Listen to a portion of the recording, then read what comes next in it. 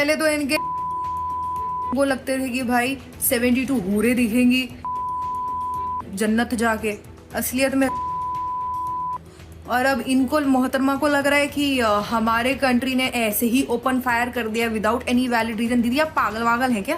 Pahalgam attack का नाम सुना है? उससे पहले बाकी अटैक्स के नाम सुने हैं आपने? कब से तबाही मचाया जा रहा है आप। तो हम कुछ ना करें, हम बस हाथ पे हाथ धरे बैठे, हम महात्मा गांधी के भक्त नहीं है अब। ऑपरेशन सिंदूर पर इंस्टाग्राम पर आपत्तिजनक टिप्पणी करने के आरोप में पुणे की लॉ स्टूडेंट शर्मिष्ठा पनौली को गिरफ्तार किया गया है। शुक्रवार रात कोलकाता पुलिस ने गुरुग्राम से पनौली को गिरफ्तार किया। पुलिस सूत्रों के अनुसार पनौली द्वारा इंस्टाग्राम पर साझा किया गया वीडियो एक विशेष धर्म को निशाना बनाते हुए अपमानजनक और आपत्तिजनक टिप्पणियां करता था। हालांकि वीडियो बाद में हटा दिया गया, लेकिन तब तक वो वायरल हो चुका था और लोग गुस्से में दिखे। इस वीडियो के खिलाफ कोलकाता के एक पुलिस थाने में शिकायत दर्ज की गई थी, जिसके आधार पर एफआईआर दायर की गई। शिकायत में विशेष समुदाय के धार्मिक भावनाओं को आहत करने वाली बातें कही गई थी। पुलिस का कहना है कि पनौली और उनके परिवार को कानूनी नोटिस देने की कई कोशिशें की गईं, लेकिन वे घर पर नहीं मिले और जानबूझकर फरार हो गए। इसके बाद अदालत से गिरफ्तारी वारंट प्राप्त कर पनौली को गुरुग्राम से गिरफ्तार किया गया। गिरफ्तारी से पहले सोशल मीडिया पर जारी एक बयान में शर्मिष्ठा पनौली ने बिना शर्त माफी मांगी थी। उन्होंने एक्स पर लिखा था, मैं यहाँ पर बिना शर्त माफी मांगती हूँ। जो भी पोस्ट किए गए वह मेरे व्यक्तिगत विचार थे और मेरा उद्देश्य किसी को आहत करना नहीं था। अगर किसी को ठेस पहुंची हो तो उसके लिए मैं क्षमा प्रार्थी हूं। आगे से मैं अपने सार्वजनिक पोस्ट में पूरी सावधानी बरतूंगी। कृपया मेरी माफी को स्वीकार करें।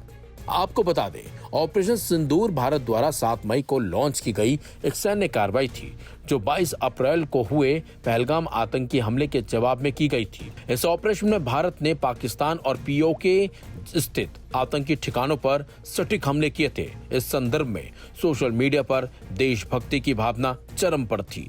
ऐसे में पनौली द्वारा की गई टिप्पणियां लोगों को बेहद आपत्तिजनक और भड़काऊ लगी और इस बोल पर एआईएमआईएम के मुखिया असदुद्दीन ओवैसी ने भी गिरफ्तारी की मांग की थी। ओवैसी ने क्या कुछ कहा था वो भी सुन लीजिए। और मैं हमारे महाराष्ट्र की हुकूमत से ये मुतालबा करता हूं कि एक मोहतरमा है, पूना में कानून की डिग्री हासिल कर रहे हैं और रसूलुल्लाह सल्लल्लाहु अलैहि वसल्लम के शान में अनाप शनाप बक रहे हैं, और बाद में जो वारिस पठान और दीगर लोगों ने कंप्लेन किया तो उन्होंने कहा कि नहीं, मुझे पड़ोसी मुल्क से पाकिस्तान से किसी ने मुझे गाली दी तो मैंने वीडियो बना दिया। अरे मोहम्मद सल्लल्लाहु अलैहि वसल्लम रहमतुल लिल आलमीन है, पूरे आलम के लिए रहमत है, और हम महाराष्ट्र की हुकूमत से मुतालबा करते उन पर कानूनी कार्रवाई होना चाहिए, BNSS के तहत गिरफ्तार होना चाहिए, ये उनकी जिम्मेदारी है। और तीसरी बात यह है कि एक मध्य प्रदेश के मिनिस्टर हैं, उन्होंने एक भारत की एक खातून ऑफिसर के खिलाफ अनाप शनाप बक दिए कि उनको हमने वहां पर भिजा दिया। ये कौन सा चीज है ये? और मध्य प्रदेश की बीजेपी हुकूमत उस मिनिस्टर को गिरफ्तार क्यों नहीं करती? हाई कोर्ट ने एफआईआर दर्ज किया, गिरफ्तार नहीं किए, और वही एक अली खां महमूदाबाद प्रोफेसर ने कुछ गलत बात नहीं की तो हरियाणा की पुलिस प्रोफेसर अली खान महमूदाबाद को गिरफ्तार कर ली। अरे तुम्हारा मिनिस्टर अनाप शनाप गंदी बात कर गया, भारत की एक खातून ऑफिसर के खिलाफ फौज में उसने बहादुरी से काम अंजाम दे रही, उसको नहीं हटाते, उसको गिरफ्तार नहीं करते, मगर गिरफ्तार आप अली खान महमूदाबाद को कर लेते। ये कौन सा इंसाफ है आप बताइए। तो बहरहाल मेरे अजीज दोस्तों और बुजुर्गों, हमको मुत्तहिद रहना है, और मैं जो कुछ भी यहां कह रहा हूं, अब कल तक कोई और ये संघ परिवार के लोग मुझे गाली देते थे, अब पड़ोसी मुल्क के पाकिस्तानी लोग मुझे अपने मुल्क का दूल्हा भाई बना लिए, मगर हम उनको भी ये पैगाम दे रहे हैं, ये हमारे घर की बात कर रहे हैं, तुम्हारी बात नहीं कर रहे हैं, ये हमारी देश की बात है। हमको जमहूरियत इस बात का इख्तियार देती है कि अगर कोई हुकूमत हमारे आइन के खिलाफ कानून बनाती है तो हम उसके खिलाफ एहतजाज कर रहे हैं। जहां तक भारत की सालिमियत का मसला है उस पर हम सब मुत्तहिद हैं। अगर आज हम भारत की सालिमियत और पाकिस्तान के दहशतगर्दी के खिलाफ खड़े हैं तो किसी मोदी अमित शाह के लिए नहीं, भारत के लिए खड़े हैं। देखिए, किसी को भी, कोई भी हो, हिंदू मुस्लिम सिख ईसाई, किसी को भी किसी की रिलीजियस सेंटिमेंट्स को हर्ट करने का कोई अधिकार नहीं है। अब पाकिस्तान को जितनी भर के गालियां देना है आप दीजिए, भर भर के गालियां दीजिए, हमको कोई एतराज नहीं है। मगर जबकि पूरा देश 140 करोड़ भारतीय एक साथ कांधे से कांधा मिलाकर खड़े हुए हैं, उस वक्त आप इस तरह के अल्फाज यूज करेंगे अगर हमारे नबी के बारे में, हमारे प्रॉफिट के बारे में, तो कोई बर्दाश्त नहीं किया जाएगा।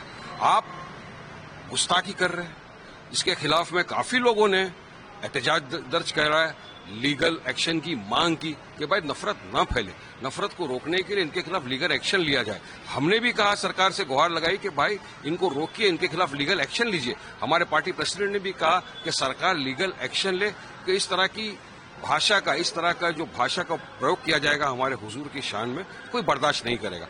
अब उनके खिलाफ लीगल एक्शन लिया गया है, लेकिन हमने पहले ही कहा था वायलेंस का हम हमेशा खंडन करते रहेंगे। वायलेंस नहीं होना चाहिए, किसी को भी कायदा कानून अपने हाथ में लेने का कोई अधिकार नहीं है, मगर लीगल एक्शन ऐसा होना चाहिए ताकि कोई दूसरा बोले नहीं, और नफरत फैलाने वाले को रोकना चाहिए ना।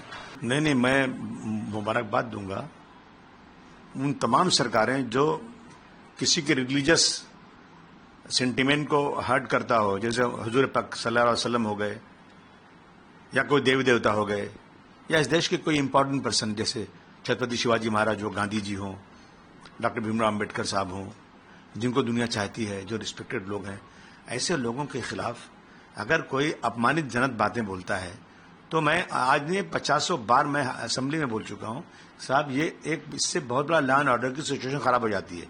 हमारा देश धार्मिक देश है, लोगों का अगर जो रिलीजियस सेंटीमेंट हर्ट होते हैं तो लोग मरने मारने को तैयार हो जाते हैं, और आप देखिए पूरे देश में कितनी बार ऐसा हो रहा है। लेकिन मैं देख रहा हूं हमारी सरकार महाराष्ट्र की ये बिल्कुल फिक़ा परस्त सरकार है।